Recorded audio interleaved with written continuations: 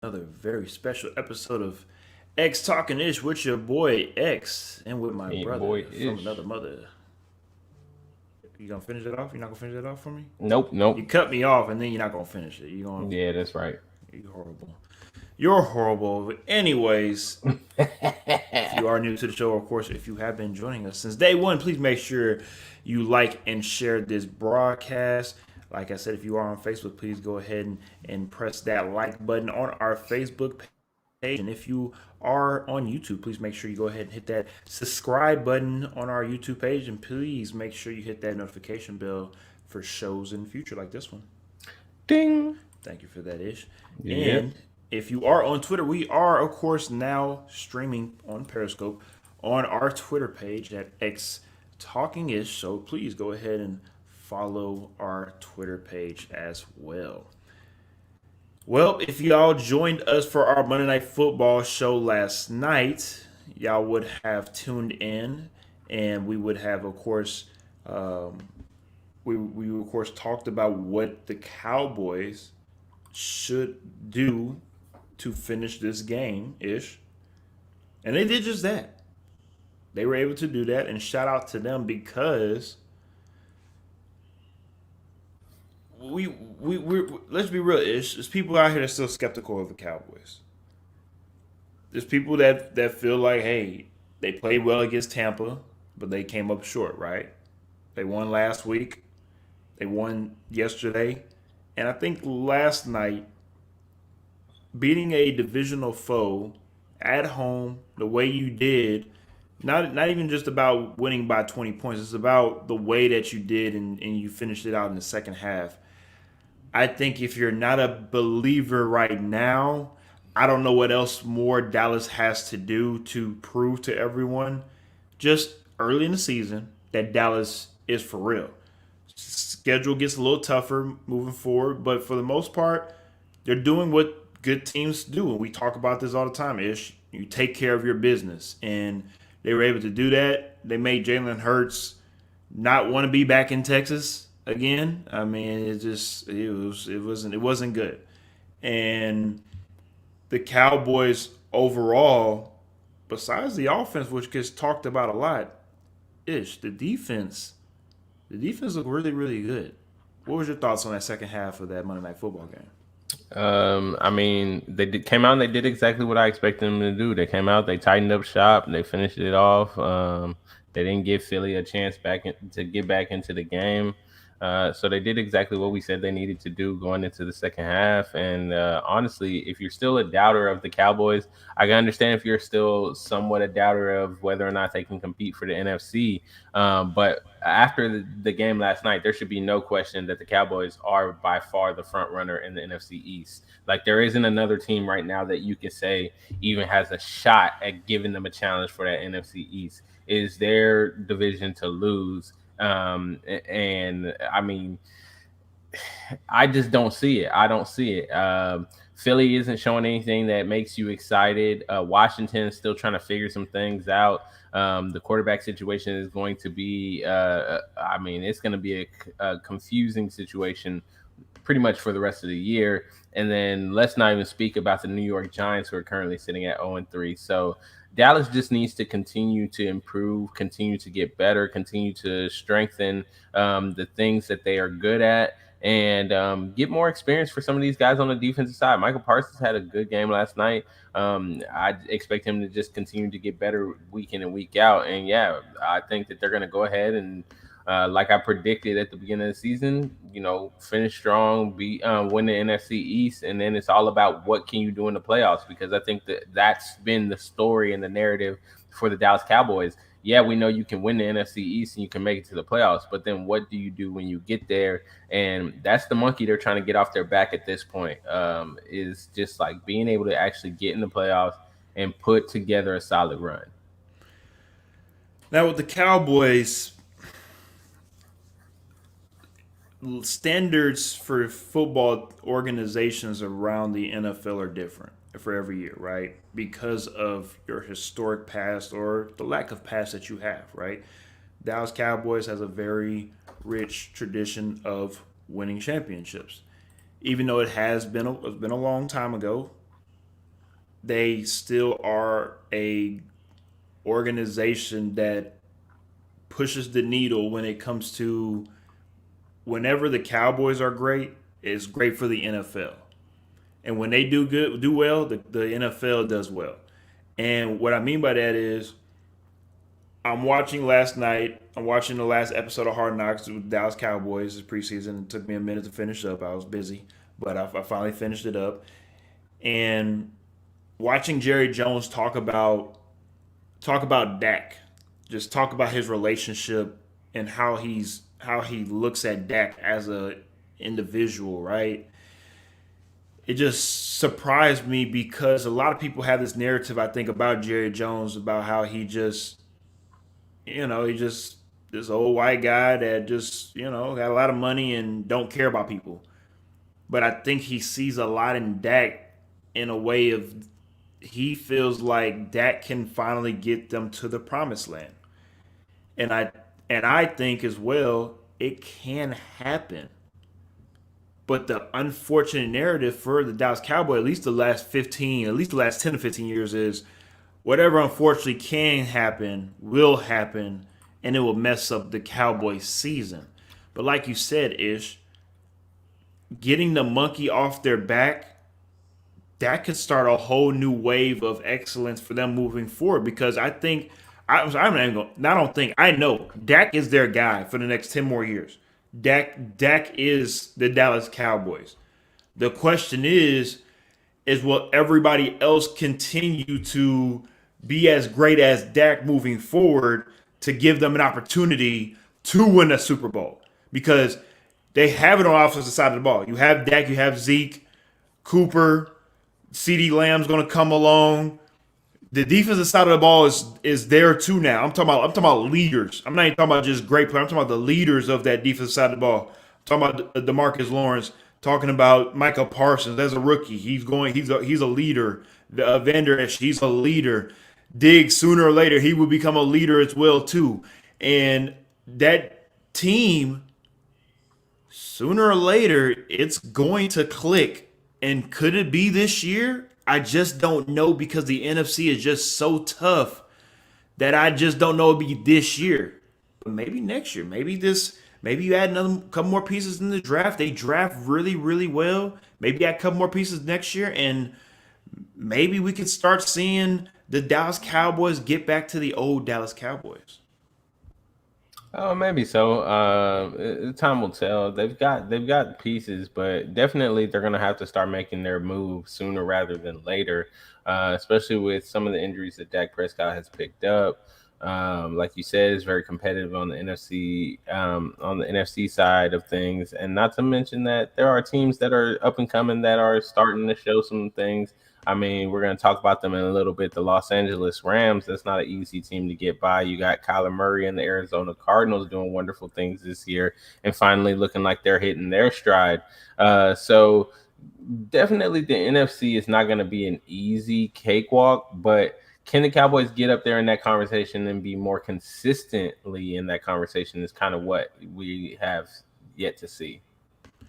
And that's what's going to be yet to remain to be seen ish. And it's going to be very interesting. And of course, we are in week 3 at the moment. So we are here, of course, to recap week 3. We started off, of course, with Monday Night Football. We will jump right into ish. Go ahead and start this one off. The game of the week.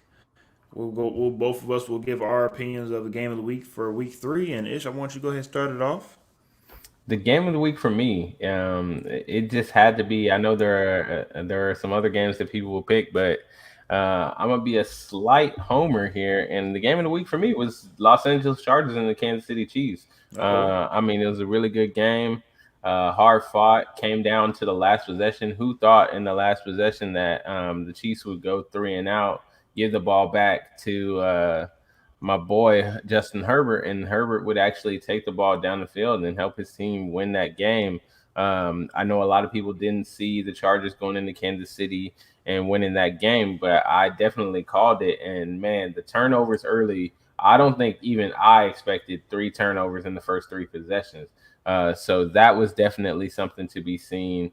But hey, some people may say this is the changing of the guard in the AFC West. Some people may say the Chargers are finally here to compete, finally here to take over that crown in the AFC West and give Patrick Mahomes and the Kansas City Chiefs a run for their money. I don't necessarily think that that's what it's a sign of, but I definitely think that the Chargers are closer to where we've been, I guess, projecting them to be than a lot of people thought going into the season. So with that being said, Ish, at the moment, the Kansas City Chiefs are on the bottom looking up to everybody in the AFC West. Is that something that we'll see at the end of the season? No, not at all. That won't be something you'll see at the end of the season. It's still early in the season. The Chiefs have shown enough that they are still the team that everybody expected them to be. It's just the defense has been a lot worse than everybody thought that it was going to be. And they're still they're still rounding into form. There have been some injuries. You missing Frank Clark, you missing Harris. Tyrann Mathieu came back. He made an impact. And honestly, that game was there for them to win. Like I said, those three turnovers in the first three possessions really came back to haunt them at the end of the day. But this is still the team that everybody thought it was. They're going to find a way to win. It's really hard to stop Patrick Mahomes in that offense the way that the Chargers did. I mean, every team wishes for a start that defense had. So if you can do that, sure, yeah, you'll beat this Kansas City team. But how often does that happen to this Kansas City team? I don't see it happening very often. So the jury's still out on that defense. But for sure, the jury is still out on that defense. But I expect them to right the ship and be right back up, competing for the AFC West again. Like we both talk about all the time, it's very early. Usually, good teams usually start reaching their upward trend around week 12, 13, 14. And those good teams, if they are as good as we think they are, they'll start that upward trajectory going into the postseason. If they're not, time will tell, and we'll see what happens real quickly. All right, Ish, for mine, game of the week. Ish, I think it's completely honestly easily to pick the Ravens and the Lions because of the beautiful game-winning 66-yarder from Justin Tucker, right? I think that has too obvious. It's easiest. I mean, you got to. It's easy. Yeah. But for me, I gotta go with the Buccaneers and the Rams because we talked about this. We talked about this on our pregame show when it comes to the LA Rams showing everybody that they are for real. And they did that. They did that at home in front of Bron, in front of Dr. Dre, in front of the celebrities out in LA. Instead of going to Staples Center, instead of going to a Dodgers game, everybody in that new SoFi Stadium is. Everybody coming. That is something to highlight because that was a lot of the questions going into when the Rams were moving from Seattle out to LA. A lot of the complaints that I heard from people were, it's LA. They've never really backed their football teams before. There's always been an issue of like whether or not they're going to have that home field advantage. Same with the Chargers. I mean, same with the Chargers. Same with the Raiders now in Vegas. People have always been like, I don't think that you're going to have people come out. Well, to see the support that they had in this big game against the Buccaneers, when you're talking about the stars coming out and, supporting and showing like, hey, LA is behind this team, that is something that, you have got to actually take notice of because if the Rams can get that kind of support, week in and week out, this stadium could end up becoming a true fortress for them. You want to know why they can get that support? It's because they're winning. Yeah, winning solves everything. Winning solves a lot. And when you're in a city like LA, New York, Miami, and you have a lot to do, and you're not winning unless you're the New York Knicks, you're always going to sell out no matter what your record is. If you're not sexy when it comes to winning, there's other things to do, especially in LA. I can go to the beach. I can go to the dispensary. I'm not going to spend my money on a team that's losing, right? That's pretty much what it is. And with the LA Rams, what they showed just in 3 weeks, season is very early. that they are the best team in the NFL. That's just my opinion. And with that being said, I have to look at the Rams a lot differently, the way that they took care of business at home, playing against the defending champs. Again, as we talked about this on the pregame show, how you have to take care of your business here at home to let everybody know, hey, we are for real. We want to be taken seriously as a Super Bowl contender. And who knows, maybe the road might travel through LA instead of Tampa going to the Super Bowl. So that's something to have to look in the future as well too. Who knows, maybe these teams might have the same record, and at the moment the Rams of course have that tiebreaker. So that's something to have to look down the line as well too. But for the moment, Matt Stafford is the MVP, and from my opinion, I feel like the Rams are the best team in the NFL. And with that being said, that's our segue for the next topic, Ish. And everybody that's tuning in at the moment, and with that we'll tune in later. Are the Rams the best team in the NFL, Ish? I don't know about that. I don't know. I don't know if I'm willing to say that just right now. I think that there are some other 3-0 teams that may have a say at that. I'm looking in particular at the Las Vegas Raiders as a team that may have a say about that. The Arizona Cardinals right there in the Rams' very own division in NFC West. They may have a say about that. They went on the road and beat a really tough Tennessee team who's now, sitting at the top of the AFC South. And they may be saying to everyone like, hey, man, we went out there. We got some good wins under our belt. It's still early.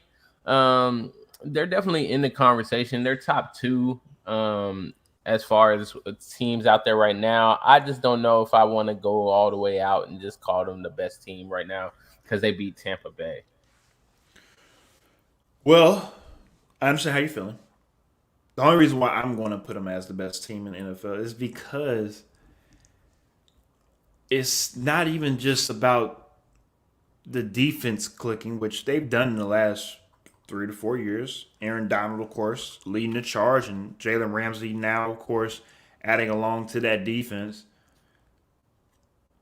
But watching Sean McVay run down that sideline like a boy on Christmas Day, to see his new toy, Mr. Matthew Stafford, be able to do everything that he imagined his new toy would be able to do in this video game that he has, is called football, right? Ish.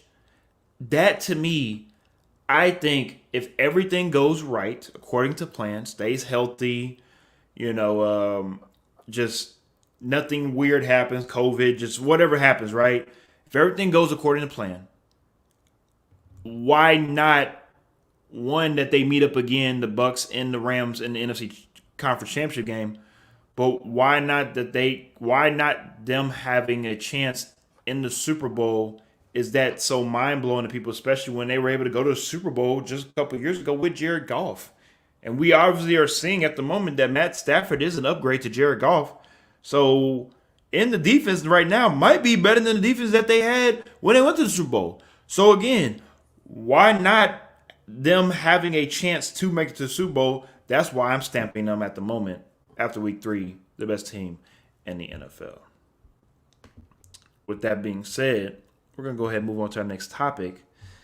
This is a big one because we go from talking very highly about football games to going to an utter stop and saying, see what happened was.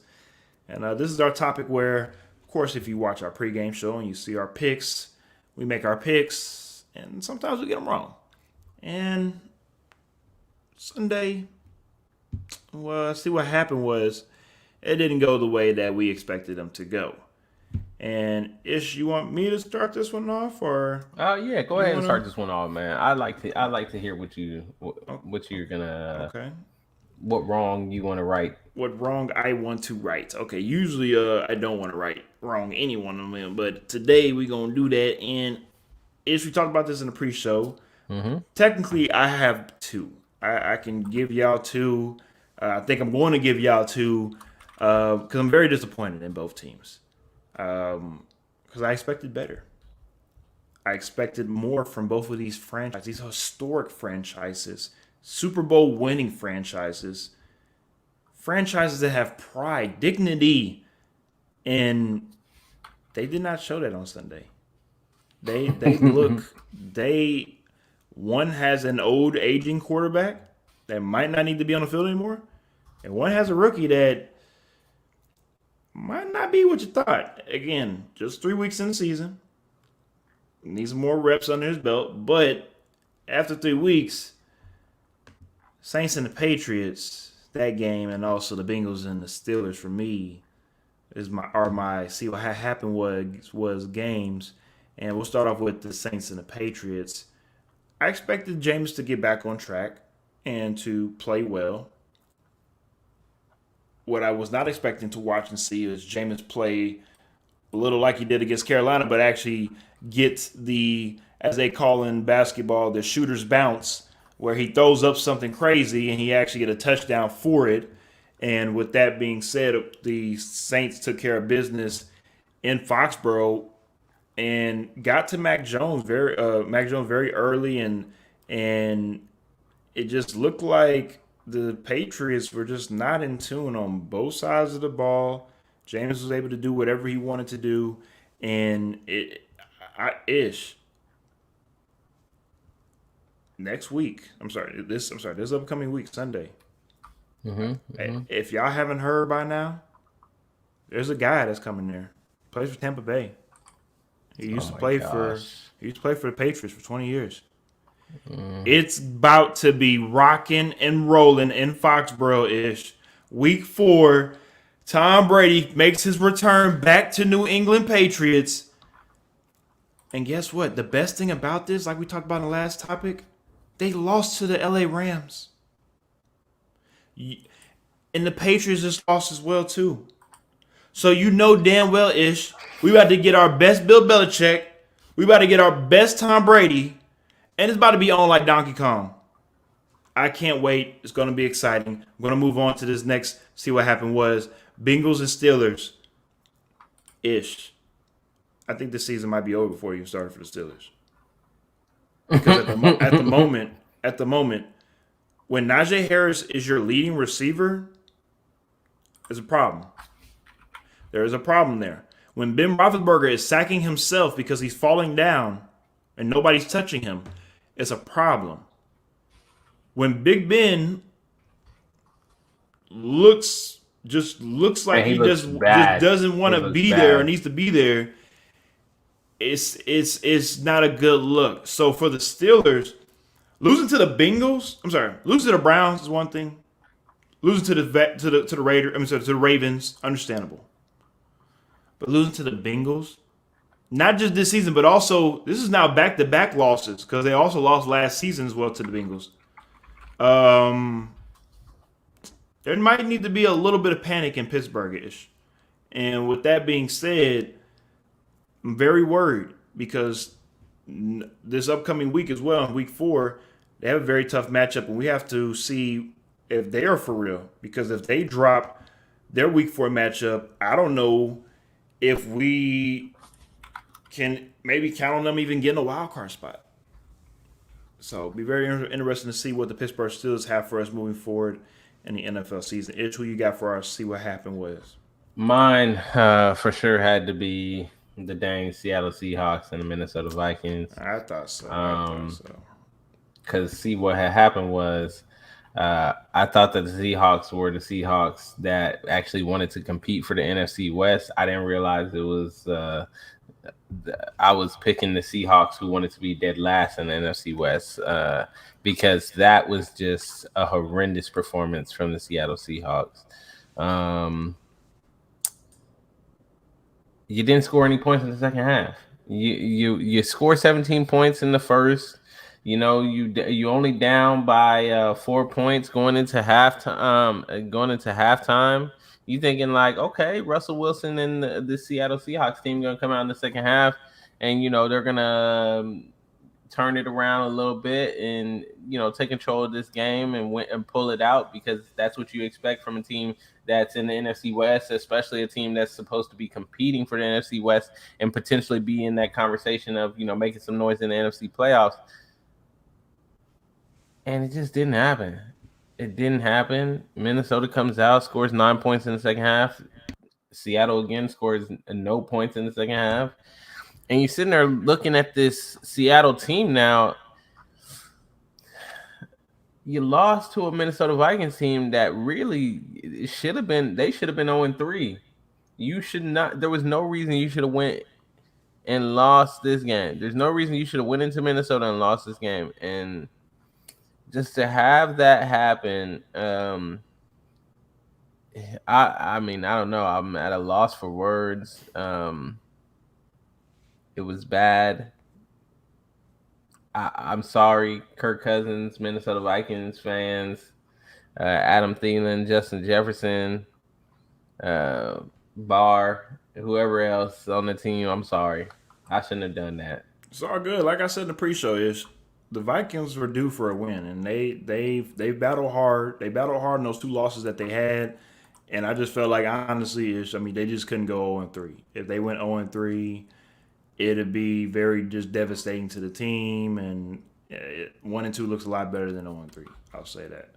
And sure. I definitely just want to keep looking out for the Vikings moving forward. I mean, Kirk Cousins, I know we give him a lot of slack on this show, but he's balling right now at the moment. He went 30 for 38, 323 yards passing, 3 touchdowns. I mean, no picks, no turnovers. Didn't lose the game. I mean, that's, again, if Kirk can keep doing that, he's another guy we talk about when it comes to just like the Cowboys. It's not about what you do in the regular season, what you do in the postseason. First of all, Kirk, you got to get in the postseason, right? After that, we got to see what you do in the postseason if you can take that next step. Ish, I want to throw this out. This is a bonus topic. At the moment, we have 3 teams that are they're in the last place in their division. I'm gonna go with the Pittsburgh Steelers, the Kansas City Chiefs, and also the Seattle Seahawks. Which one of those teams have the best opportunity to still win their division, even though they're last in the division at the moment? The Kansas City Chiefs. By far the Kansas City Chiefs. Because you still got, although you got Denver and the Raiders sitting up top, you still got to wait and see from those 2 teams. Denver has played pretty much the weakest schedule in the first 3 weeks. The Raiders, they've needed overtime in 2 of those games to win. Some would say that they really should have lost that Ravens game, but somehow found a way to win it 2 times probably. And you got the Chargers there, but you really think Kansas City, if they play up to their potential, they should be able to get back. For Pittsburgh, I just don't see a way back after losing to the Bengals. Cleveland looks too strong. Baltimore is definitely playing top notch at the moment. Lamar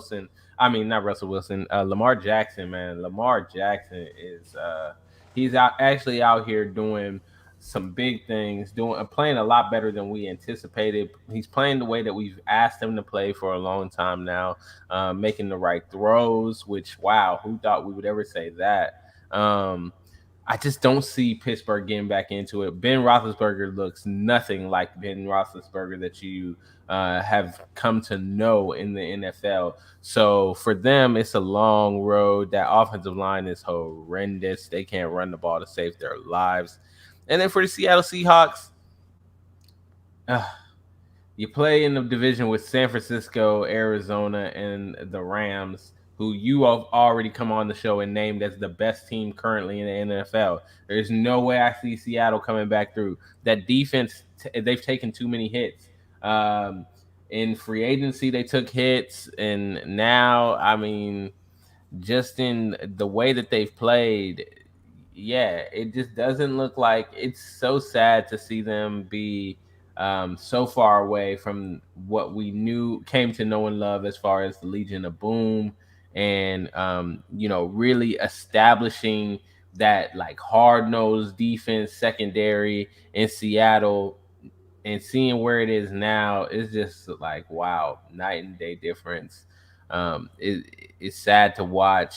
Russell Wilson has been balling out, but I think that defense is just not going to help him enough to even.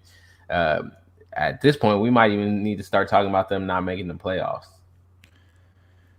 Could be, but it's very early still. We're not going to throw out some teams just yet at the moment.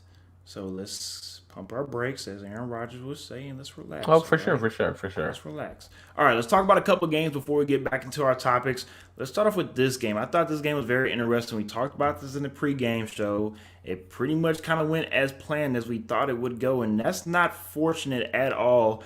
And the worst thing, honestly, about this game is what happened after the game when it comes to Matt Nagy and what he has discussed apparently with the media of what's going to happen with QB1 position in this upcoming week. Apparently, all three quarterbacks, Nick Foles, Justin Fields, and also, Jesus, I forgot his Andy Dalton. Thank you. Andy Dalton are apparently up to be the starter for this upcoming week.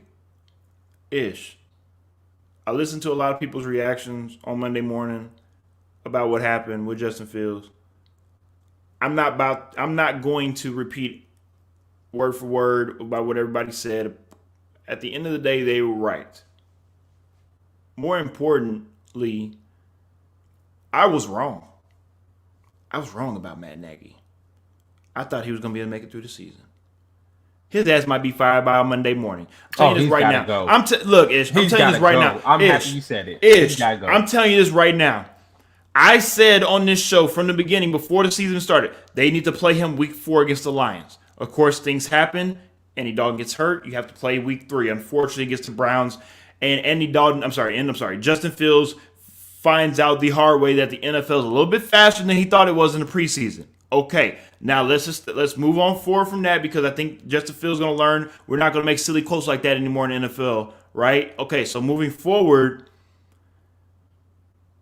the game itself was disrespectful to watch because of the offensive coordinator, the head coach, and also I'm gonna put a little bit of blame, yes, on Justin Fields as well for not protecting yourself. You go out and with five-man front on offensive line, and you don't have anybody to help with just Jason Peters on the left-hand side, with anybody on the right-hand side to help chip block, because you have Jadeveon Clowney on one side, you have Myles Garrett on the other side. Y'all are not changing anything up to help this young man succeed. If you're watching Monday Night Football with Jalen Hurts, you at least see the Eagles are trying to get him in play action bootlegs, quick dump down pass to the tight end. Do some of those little things to help Justin Fields, and that was not established in that game. And with that being said, I hope, and I said this on the show, I just hope they don't throw him out there to the wolves and he is messed up before we can even get a chance to see how great Justin Fields can be. Oh, no. He might be in the booth like RG3 in the next 2 or 3 years if Chicago Bears do it. I don't think so. Matt Nagy's gone way before that. I got you, but let me finish this though. Sunday, they play the Detroit Lions. I'm calling it right now. The Detroit Lions are going to win this game. I agree. And Matt Nagy will be fired on Monday morning. I agree. I'm calling it right now. Because, again, people think, it's just the Detroit Lions. The Bears should win that game. No. If you watch the Detroit Lions, they play really, really hard. And we're going to talk about them very shortly as well. The Detroit Lions play very hard, and they should have won that game on Sunday. But, again, we'll get to that game very shortly. The Lions are going to win that game. They're going to not shock people. I don't think they're going to shock anybody. But it's going to be an upset for the Bears, and Matt Nagy will be handed his pink slips, and he will be gone in Chicago. Oh, most definitely. He needs to go. He should be gone after this week. You had a whole week to game plan with your the rookie quarterback that you drafted. And Ish, I'm sorry to cut you off. You had since the day that you drafted him to make to make game plans for your rookie, not just the week. Yeah. I mean, you should have been making schemes and setting things up. You should have been did that. That's what you get paid for. I mean, you still had the idea that Andy Dalton was going to be the starter, right? So you didn't really necessarily have the game plan. Fair enough. But you had a whole week after you knew that Andy Dalton wasn't going to be playing to set a game plan, especially against this Cleveland Browns front that before in the preview show I said I expect them to get a lot of pressure on him. I expect them to come after him. And sure enough, I mean, it was disrespectful. 9 The sacks way that they overall. came in and just hounded him the entire time. It looked And like grown men playing against a little boy. seriously, and I don't feel like Matt Nagy did anything to help Justin Fields. At one point, I was looking at the stats from the game and I was confused. I was I wasn't sure if my phone was broken, to be honest, because I was looking at the stats and I think at the end of the first half he only threw like six Yes. times. Yes. Yes. I was like, he only threw 6 times, and I think at one point the passing yards they had negative passing yards. Yes, he finished the game with a net overall 1 total passing yard, 69 passing yards, 68 total yards and sacks. Yes. So Yeah. I'm confused. I was very confused at what was going on, who was calling plays, what the game plan was. And to be honest, at this point, Matt Nagy has shown that he is not the guy for the job. Y'all need to go ahead, get rid of him, bring somebody in that's offensive minded, that's going to help Justin Fields. Let me just be cliche and recycle the same old name, but I would love to see a Justin Fields, Eric Bieniemy team up. I think I'd love to see it. It'd be pretty cool to see somebody like Eric Bieniemy team up with the Justin Fields and see what they could do together. Because at this point, you need to get somebody in there that's going to help and foster this quarterback that you guys have decided to go out and draft in the first round. But yeah, man, this game was it was disrespectful to watch. It was so bad. It was, man. All right, let's go ahead and move along to a game with a team that actually knows how to develop quarterbacks, and that's the Packers and the 49ers. I'm talking about the 49ers, not the Packers. But anyways, let's talk about this very briefly before he finishes up for the night. Packers and 49ers game. Another great Sunday night football classic. Another great classic game of Aaron Rodgers doing what Aaron Rodgers does. I'm going to go ahead and say, hey, I'm the idiot that didn't apparently believe in A-Rod this game just due to his track record against the 49ers. But I'm okay with being wrong because Aaron Rodgers has shown us once again that he is still that dude. And for the people that's out here hating on him and not thinking that he can still do what he wants to do out here in this NFL, he proved us wrong again in week 3. So with that being said, Ish, how you feel about this game? It went exactly as I thought. It was going to be a close, hard-fought game. But I just knew that Aaron Rodgers, being the bad man that he is, and the Green Bay Packers coming off that win last week, that they were going to find a way to win this game. And they sure enough proved me right, and they found a way to win this game. The only thing that my take from this game and what I come out like really questioning and looking at, how long is Jimmy G safe? How long? I mean, it wasn't a bad game. It wasn't a bad loss per se. But it was enough to be a loss in your first game playing back at home in San Francisco against a team that people assume is going to be in the playoffs fighting for the NFC Championship. So it's definitely a statement. And especially when you had the Rams earlier in the day make a statement against Tampa Bay, you definitely want to follow up on that, right? In your division, you want to set the tone as well and come out and beat a team like Green Bay. And to lose, the optics just don't look good for Jimmy G. And I'm hearing already that they're rumbling in the fan base that they want to see Trey Lance and they want to see him now. How long, really? That's the question. How long is Jimmy G safe? How many more weeks is he going to be able to make it before it turns into quote unquote quarterback battle, and then it completely just turns over to Trey Lance? Very good question, Ish. I mean, I personally don't think he's ready. That's just my opinion. I understand everybody's fascination with throwing rookie quarterbacks out there and trying to get them quote unquote reps and trying to get them up to speed. But, of course, we keep on forgetting, hey, some of the best quarterbacks have had to sit before. It's nothing wrong with sitting. You actually can learn a lot of things by sitting and waiting and learning how the NFL works. And sometimes, it does work for a guy like a Peyton Manning where you do start day one and you'll be able to make a Hall of Fame career out of it. And some days it does not work. Some quarterbacks it does not work, right? So every situation is different. It's going to be very interesting to see both of these teams moving forward. We talked about the NFC being very, very strong. We're going to see these teams again moving forward. Maybe this could be the preview of the NFC Conference Championship game. Maybe the Buccaneers Rams. Maybe again Rams Packers. The NFC is toughish, so it's going to be interesting what happens there. What's interesting is overreactions, and our overreaction after week 3 is Ish. Go ahead, take that one. Teddy Bridgewater is going to lead the Denver Broncos to an AFC Championship game, and he will be the NFL MVP. Ooh. Continue. I need you to expand on that one, sir. I mean, Teddy Bridgewater has been playing. As much as I've been making fun of Teddy Bridgewater, as much as I've been calling him Teddy 2 yards, I got to put some respect on Teddy's name. Teddy has actually come out. He's played really well. He's led that team to a 3-0 start.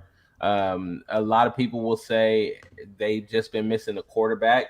They just needed the guy to come in, play safe, and not turn the ball over, which he has not turned the ball over. No interceptions to date. I mean, that is a very important stat to note. He has not thrown an interception yet this year.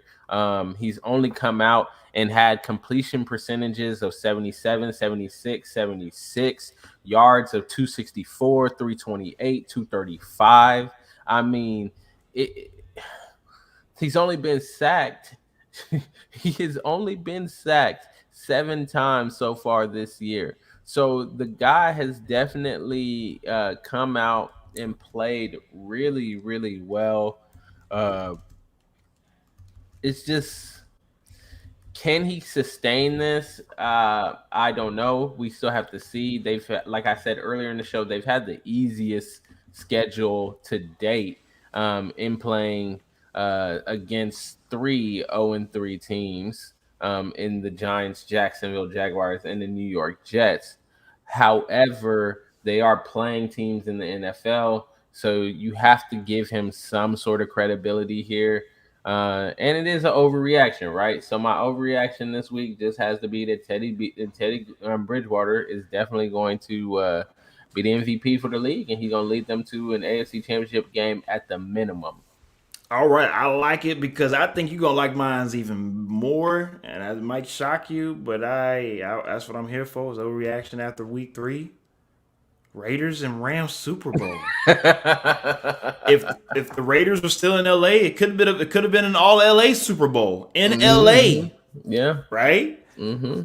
Stay with me, everyone. The reason why I bring this up is because look, the Rams are kind of, I'm gonna say they're proven, but I'm just saying we can look at the Rams and say, you know what? Yeah, we trust in them for maybe making it to the Super Bowl, right? The Raiders are still questions, right? There's still questions about them. But if we look at history, like we like to do from time to time, last time they went 3-0, 2002, they went to the Super Bowl. They are the first team at the moment because they have moved around a couple of times. The first team in NFL history to go 3-0 in 3 different cities. With that being said, could this be the year for the Raiders where they are able to debut this beautiful stadium and give a gift back to Raider Nation, a Super Bowl back to Raider Nation? Could they meet up in LA, one of their cities that they played in? And if they had that Super Bowl in LA, could there be more Raider fans in that Super Bowl than Rams fans, right? I mean, think about it. It really could be. It could be more 60-40 Raiders than it is Rams because of the love that the Raiders have and finally getting back to the Super Bowl. So with that being said, after week 3-ish, Raiders-Rams Super Bowl, maybe? I like it. That's a good one. I like that. Thank you. All right, let's go ahead and finish it up tonight with our last topic, and then we're going to go ahead and let everybody know what's going on with our fantasy football league and our Mr. Slaying That Thing after week 3-ish. I'll go ahead I'll go ahead and start this one off. For the people because, again, if you know about me and you know about this show, we talk very highly, I think, of this gentleman, Mr. Lamar Jackson, and from time to time, most of the time, let's be honest, ish, he doesn't do what we want him to do when it comes to as a quarterback. And it's no knock against him. It's just what we are used to seeing, what we want to see from him. And to be honest, Ish, I think he's been listening. Yes, to this show, not just ESPN. I'm talking about this show as well. And with that being said, the reason why I had to give him the Mr. Sling thing after week 3, besides winning the game in Detroit, it's the fourth quarter last minute drive to help set up the Raiders. I'm sorry, I apologize. The Ravens, I apologize, for field goal position to be able to kick a 66 game winning yard field goal kick from Justin Tucker. For Lamar to make that beautiful throw over the defender to lay it in perfectly, I thought that honestly is what I need to see more of. When I see that from Lamar, that is when everything becomes even more open for you as an offensive player. I tell people this all the time. It reminds me of LeBron. When LeBron first came in, he was a dunker, slasher, more of a physical type of guy. But once he finally established the jump shot, established that 3-point jump shot, it has opened up everything even more for LeBron. It makes him that much more of an offensive threat, right? That's what I see with Lamar Jackson. You establish this touch throw, a nice little deep pass here. Now, you don't need to throw the ball 55 yards. I'm not looking for Josh Allen. I'm just looking for consistent throws that we know that we don't have to hold our breath for and say, oh, is it? I saw that last drive. Shout out to Lamar Jackson. Keep it up. And who knows, maybe you can get another slang that thing from X Talking Ish. Ish, what you got for us? I think I'm gonna shock the world with this one. But my guy, my Mr. Slang that thing for week 3, he deserved it, man. He deserved it. He went 30 for 38, 323 yards, 3 touchdowns, no interceptions. Captain Kirk Cousins. Yep. Mr. Kirk Cousins of the Minnesota Vikings. Definitely my Mr. Slang that thing for week 3. He only came out and definitely lit the world on fire in Minnesota. First home game of the season, a game that his team desperately needed to win. They could not go to 0-3. They needed this win more than anything else. And he came out against a really good Seattle Seahawks team, a team that, you know, a lot of people before this week, I think a lot of people were thinking like, hey, they actually are still in this thing in the NFC West. Now there might be some questions of whether or not they are. But I definitely think that Kirk Cousins was overshadowed going into this game by Russell Wilson. Everybody was talking about how much how well Russell Wilson was playing, how he was on fire. He and DK Metcalf and Tyler Lockett, and how they've been, you know, connecting. And for Kirk to come out and do what he did, it just speaks volumes. I think he's been playing well all season. The team's record doesn't reflect that, but he has one. Let me just say it, like Teddy Bridgewater, he has not thrown any interceptions yet this season. He's played so well, and it's just being overshadowed by that team's record. But yeah, for week 3, I had to, you know, take my hat off, give it to him. He's the Mr. Slang that thing for week 3. And if he can continue doing this, who knows, man? We might be talking about Kirk Cousins still being there in Minnesota next year. It is possible. Well, shout out to you, Ish, for giving our Captain America his just due for week 3. But one thing we do know, hey, it don't matter what you do in week 3. It matter what you do in the third week of the postseason, I should say. But seriously though, shout out to Kirk Cousins, and we're going to, of course, get into our pick'ems, and after our pick'ems and also our fans football standings, I want to, of course, let the people know about week 4-ish. If you don't know about week 4, best believe we are going to hype up week 4 for y'all because it is a treat in the NFL. If you have not seen the schedule, oh my goodness, don't worry, we got y'all. Sit tight. All right, for our weekly pick'ems, at the moment, tie ball game. Ish and X is tied at 30-18. So Ish definitely closed that 3-game lead on me. I picked some teams I probably shouldn't have picked, but hey, it is what it is. So next week Ish is on and popping, 0-0. Yeah, 0-0. Yes, sir. Sure. All right. In the fantasy football standings, or X Talking Ish Football League, on the AFC side, Colonel Flanders sent chicken 3-0. Just another title run, 2-1. Thanos was right, 2-1. Datman Dooley, 1-2. CD's Nuts, 1-2. B Rocka, 0-3. And on the NFC side, Club Shay Shay, 2-1. Kiss the Baby, 2-1. Bishop Sycamore, 2-1. Brady Mavericks, 2-1. Smokey Joe, 1-2, and Bay Area Bully is being bullied right now. 0-3. So Ish, at the moment, after 3 weeks, how do you feel about your team and how you feeling? I think we're rounding into form a little bit. We're getting where we're supposed to be. It's a two win streak at the moment. Right now we'd be in the playoffs. So I'm not feeling too bad sitting at number 3 overall in the rankings. We just got to keep performing, keep doing what we're doing.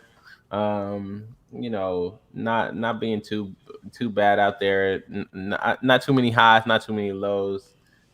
Just keep performing, guys. Do what you gotta do. At the moment, the NFC and the AFC low-key looking like the NFL's NFC and AFC. Oh, yeah, for sure. I mean, y'all over there on the weak side of the bracket. Hey, I'm gonna take it. I ain't mad. We over here in a bloodbath at the moment. You ain't lying, but hey, best men win over there. Only the strong survive over there.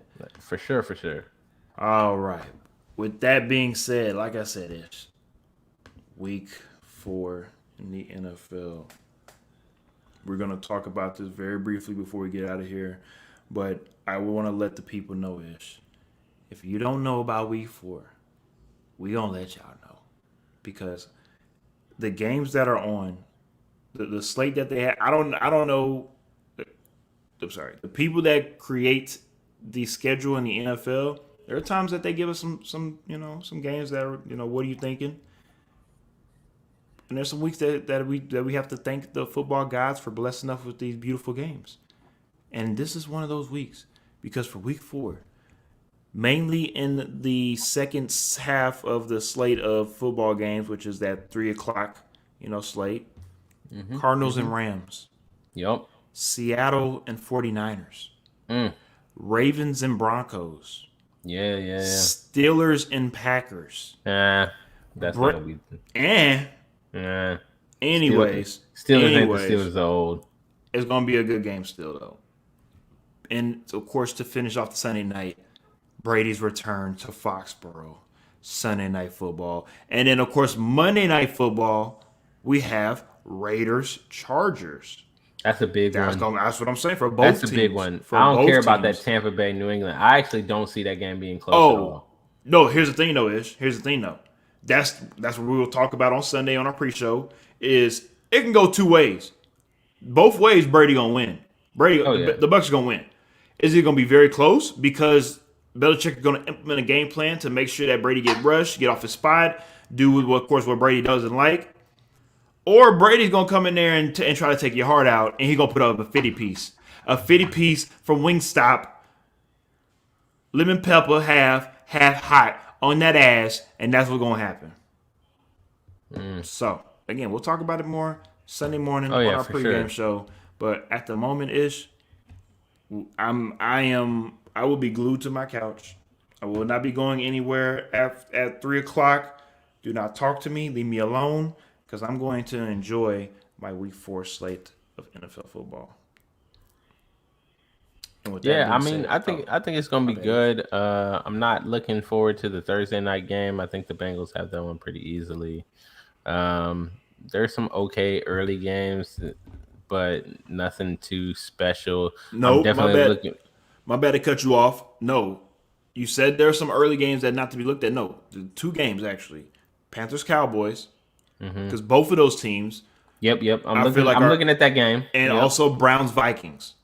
Yeah, I'm looking Look at at that that game as game. well too. I'm also looking at the Lions and the Bears. Lions Bears, I exactly. want to see. I want to see how the Bears respond. Yep. Coming out, and the Lions, they've been playing well. They don't got the results, but they've been playing well. So I want to see what they have there. Also, well, never mind. I don't think Tyrod's playing. I believe Are you going he's to talk on about the Texans IR. game?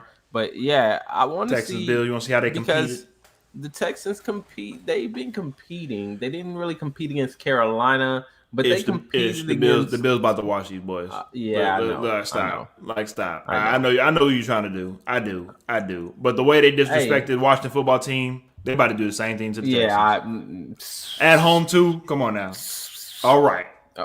All right. Enjoy the little feel good. Enjoy the little feel good story after week 1, Texas. It's about to get real ugly. Got Davis starting. It's about to get real ugly. I'm just saying. Hey, all I gotta say though, with Tyrod, that's a different team though. It is. You are correct. But with Tyrod Taylor, we talking about the team with Davis and that would Mills, have been a really big. That would have been a big storyline. Tyrod, it was already a storyline. Him going back to Cleveland. It would have been another good storyline. Yes. Him going back to Buffalo. I thought about that too. Yes, I thought about that. You know, unfortunately, he can't stay healthy. He always getting hurt. So it sucks. It sucks for a guy. We're stuck watching Davis play the Bills in Buffalo. And also check out the toilet bowl for the week as well too. Watch football team the Falcons. Check that out. That's gonna be. I mean, the Falcons actually beat the Giants, but it's still gonna be ugly. And speaking of the Giants, they play, of course, the Saints at home. That should be the Saints' first home game since of course the Hurricane Ida. So I'm expecting the Saints to do what they usually do when they come back from hurricanes and whoop ass. So yeah, I'm expecting Giants to definitely throw about 3-4 interceptions in that game. You're definitely about to throw down about 3-4 po' boys as well, like your boy, of course, Zion Williamson has been doing over the offseason because that boy is tick. All right. With that being said, this is it for X Talking Ish for tonight. Recap of week 3-ish. We will see everybody, of course, pregame show Sunday morning. Yep. 10 o'clock Central, 11 o'clock Eastern. Can't wait to talk about week 4-ish. I cannot wait. I'm like the little kid on Christmas. I can't wait to see these pick'ems. Oh, it's going to be interesting. It's going to be very interesting.